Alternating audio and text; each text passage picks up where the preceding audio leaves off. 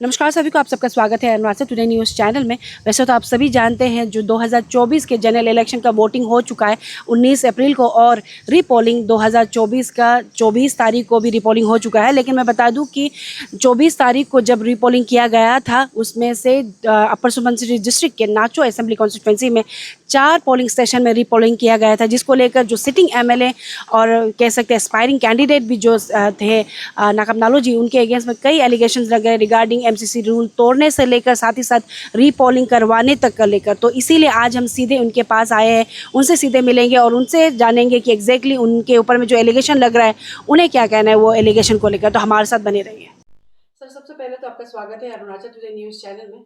Thank you. Polling का दिन पार हो चुका है सर, एलिगेशंस काफ़ी लग रहे हैं। अगर बात करें सर रीपोलिंग की, तो आपके ही नाचो असेंबली कॉन्स्टिट्यूंसी में सबसे ज़्यादा यानी कि 4 पोलिंग स्टेशन में रीपोलिंग किया गया है। अभी सर खबर आ रही है कि, और एलिगेशन सीधा आपके ऊपर लग रहा है ऑपोजिशन के द्वारा, कि जो 4 पोलिंग स्टेशन में रीपोलिंग किया गया है वो आपके ऑपोजिशन के वहाँ पे ज़्यादा वोटर्स थे, सपोर्टर्स ज़्यादा वहाँ थे, इसीलिए आपके टीम यानी कि आपके ओर से ही रीपोलिंग के लिए मजबूर किया गया है, वहाँ पे ट्रबल क्रिएट किया गया है, ऐसा कहना है। तो आपको क्या कहना है इसके ऊपर में सर? सबसे पहले आपका चैनल को मेरा और मेरा कॉन्स्टिट्यूंसी की ओर से धन्यवाद। आपने मुझे मेरा विचार और मेरा कॉन्स्टिट्यूंसी के बारे में रखने का और मैसेज अरुणाचल के लोगों पे पहुंचाने का मौका मिला। वैसे एलिगेशन तो चलते रहता है, एलिगेशन कांग्रेस का एलिगेशन को आजकल क्या एलिगेशन बनेगा। सबसे पहले मेरा अपना तरफ से और मेरा कॉन्स्टिट्यूंसी की ओर से मैंने बहुत दुख है कि हमारा को पीसफुल कॉन्स्टिट्यूंसी होने का सबसे बेस्ट कॉन्स्टिट्यूशन मानता है कि वोटिंग में, तो वहाँ 4 तो पोलिंग स्टेशन में रीपोल होना पड़ा है। रीपोल जो है कांग्रेस का एक माने प्री प्लान था, उसमें ऐसे कि तरह तरह का एलिगेशन लगाया। प्री पोल जैसे आपका डेंसर पोलिंग का सबसे मैं वहाँ स्टार्ट करता हूँ, क्योंकि डेंसर पोलिंग का कोई पब्लिक का कोई और वहाँ दोनों पार्टी का कोई क्लास नहीं था और कोई कॉन्ट्रैक्ट नहीं था, लेकिन बाहर से आके प्री प्लान था कि उसको ईवीएम मशीन को तोड़ने दिया गया है। जैसे लिंगी पोलिंग है, लिंगी पोलिंग में एक भी पेपर जो डैमेज नहीं हुआ, तो भी उसका पोलिंग एजेंट और प्रिसाइडिंग ऑफिसर का मिली भगत से वहाँ रीपोलिंग होना पड़ा है। और जैसे जंगबाराई पोलिंग में उसमें पेपर जो है आपका इलेक्शन मटेरियल को कांग्रेस का इलेक्शन पोलिंग एजेंट जो लेके भगा और डिस्ट्रॉय किया गया। और बोगिया पोलिंग में एक वुमेन जो है तंगा व्यालन साहब को खुद का बहू, वो और एक ग्रुप मिलके पूरा पोलिंग मटेरियल को डैमेज किया गया। तो हमारा पार्टी और बीजेपी का तो कोई ऐसे कोई चीज़ था ही नहीं। और जबकि पब्लिक अभी पेमा खांडू का नेतृत्व को और डेवलपमेंट को देखते हुए पब्लिक पूरा विश्वास अरुणाचल में सिर्फ नाचो नहीं, और नाचो में तो वैसे भी वहाँ कांग्रेस और बीजेपी का कोई फाइट नहीं है। अगर देखा जाए तो फाइटिंग हमारा उसमें कोई फाइट नहीं है। एलिगेशन लगा कर कहीं ना कहीं एक बदनाम करने की कोशिश किया गया है सरकार को और पब्लिक को। तो सबसे दुख ऐसे है कि हमारे जैसे पोलिंग एरिया में रीपोल होना पड़ा है। तो सारा का सारा जो है प्लान उन लोग बनाया गया था, खास करके मेरा जहाँ होल्ड एरिया है उसको टारगेट किया गया, क्योंकि उन लोगों का कहना ये है कि 3 पोलिंग स्टेशन उन लोग ये डिस्टर्ब करना था, रीपोल कराना था, ताकि उन लोग का कुछ ऐसे मौका मिल सके। और बाद में सोशल मीडिया में देखा कि कांग्रेस का कौन नाम तो मालूम नहीं है, उन लोग आके हमको एलिगेशन लगाए कि नकम का टीम ये किया और आपका एमसीसी वायोलेशन का। अगर एमसीसी का वायोलेशन अगर मेरा ऊपर होता है तो इलेक्शन कमीशन है और डीओ है, उन लोग एक्शन लिया जा सकता है। और मेरा इच्छा से अगर पोलिंग करता तो हमने तो बोलता है कि मेरा एरिया में तंदारीन को विंटर को इलेक्शन कराने से ठीक है, क्योंकि आना जाना बहुत तकलीफ है। मैंने ऐसे एलिगेशन लगा कर रखा है कि उसको कोई बच्चा भी विश्वास नहीं करेगा। क्यों? इलेक्शन कमीशन जो एक ऑटोनोमस इंस्टीट्यूशन है, उसका अपना हिसाब से इलेक्शन चलाता है। और जहाँ तक रीपोल का बात का इलेक्शन माने एलिगेशन उसी को तंगा भी अलग परिवार को लगाना चाहिए। लेंगी में उसका बेटा क्या बेटी जो पोलिंग एजेंट था, और बोग्यासियों में उसका बेटा खुद पोलिंग एजेंट था, और डेंसर में उसका टाट मैसेज जो है वह निगरानी कर रहा था। हम तो पोलिंग वो स्टेशन में गया नहीं, तो डेंसर में हमने गया। जब लेंगी में हम पहुंचा तब तक पोलिंग माने क्लोज हो रहा था, क्योंकि उसका हार्डली 5-6 वोटर से था। उसका बाद बोग्यासियों गया था, वहाँ पीसफुल पोलिंग हो रहा था। जंगबराई नहीं पहुंच सका, क्योंकि वहाँ से ईरू से फिर 3 घंटा का रास्ता है, आना जाना 6 आवर्स लगे, क्योंकि हम दूसरा थोड़ा सुपरविजन भी करना था।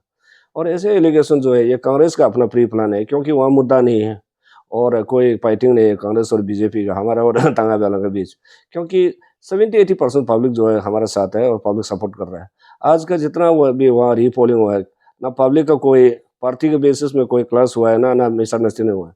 ये सिर्फ माने तंगा वालों और उसका ग्रुप का प्री प्लान था कि ताकि मौका मिल सके, ये एक प्लान था।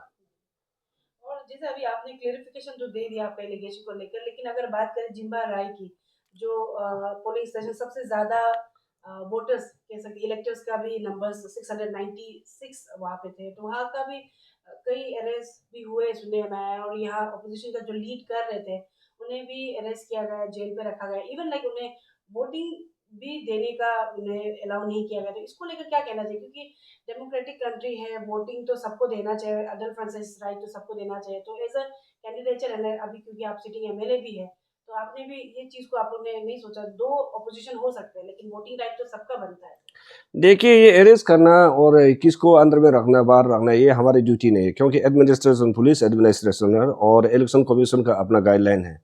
जो जिंगबारे में सुनने में आ रहा है कि अरेस्ट किया, बोल रहा है कि एफआईआर हुआ है और केस रजिस्टर है, ये सिर्फ और सिर्फ उसका प्रिसाइडिंग ऑफिसर का अपना रिपोर्ट था, ना बीजेपी की तरफ से या किसी और की तरफ से।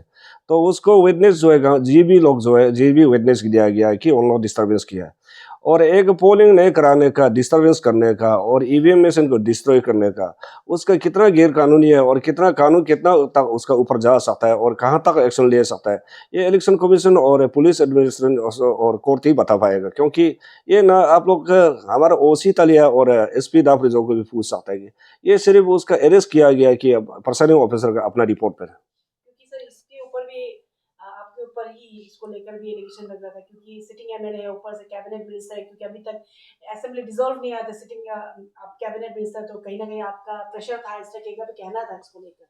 नहीं, देखिए, हमने प्रिसाइडिंग, मैं कैबिनेट मिनिस्टर और सीटिंग मिनिस्टर हूँ, लेकिन हमने उधर क्या बोलता है, जब घटना हुआ है उसी समय तो हम दूसरा जगह पे था, और उसका जो पोलिंग एजेंट जो है कांग्रेस का तंगावेलन साहब का पोलिंग एजेंट को तो हम मेट्रो को लेके भागने के लिए तो बोला नहीं है, और कैसे किया, क्या हुआ, क्यों नहीं हुआ, ये कांग्रेस वाला ही बता पाएगा। क्योंकि मेरा तरफ से और मेरा पार्टी की तरफ से और मेरा वर्कर या मेरा पोलिंग एजेंट की तरफ से तो कुछ ऐसे हुआ नहीं है। बोला जाए तो हमारा लोगों को वोट डालने नहीं दिया, और उसका बाद रीपोल जब हो रहा था उसी समय भी घटना घट सकता था। उन लोगों का फिर प्री प्लान था सी पोल तक जाने के लिए, उसका पुलिस एडमिनिस्ट्रेशन को जो ड्यूटी किया है एसपी को पूछ सकता है। क्योंकि मेरा 3-4 लोगों को उधर ये क्या बोल रहा है वोट डालने नहीं दिया, फिर भी हमने मेरा होरकर को रिक्वेस्ट किया कि देखिए 2-4 से जीतेगा नहीं या हारेगा नहीं, आप वहाँ से हट जाओ। तो हमने ऐसे करके वहाँ का फिर सी पोल को टाल दिया। ये एलिगेशन तो चलते रहेगा, क्योंकि अगर एलिगेशन है तो सबूत पेश कीजिए, आप कंप्लेन कीजिए डीओ को, इलेक्शन कमीशन के उधर, और मेरा हमारे ऊपर जो एक्शन लेना है लेगा। क्योंकि ये इलेक्शन कंडक्ट करना और इलेक्शन होना, ये इलेक्शन कमीशन ऑफ इंडिया का अपना नियम है, नॉर्म्स है, और क्या बोलते हैं आपका, ये ऑटोनोमस इंस्टीट्यूशन है, उसको कोई कंट्रोल नहीं कर सकता है और किसी का डायरेक्शन पे नहीं जाएगा। कह सकते हैं जो भी एलिगेशन आपके ऊपर लग रहा है वो आप खारिज करते हैं। हाँ, खारिज है, क्योंकि उसमें कोई सबूत है नहीं, उसका कोई बेस है ही नहीं कि एलिगेशन लगाने का, तो उसी जगह तो हम था ही नहीं।